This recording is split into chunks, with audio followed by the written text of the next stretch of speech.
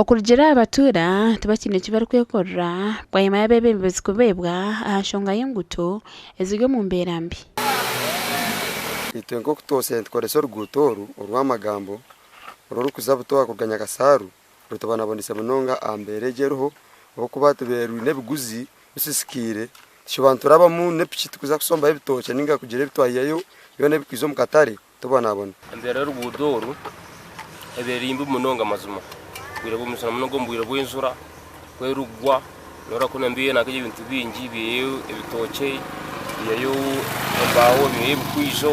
Enshonga y'itukiganiyo n'abebembezi ba district batera nko kuraganisa kugikoraho bitu nuko batuye ne baraganisa hatine cyo rukorwa.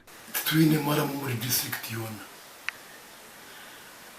ngo tukora kazinga mara mu bw'ibyo twagure tubintu bya ari nyamunuka imotoka itambura kilometero 38 trip ya tripemu n'amazima imbuto zibezimbi abunshonga yo kugira ngo akasente ko kuzikora kakacererwamo konka iskasente zizire so imbuto zona istwine aho plani omwaka obu niza kubasa kukorwa.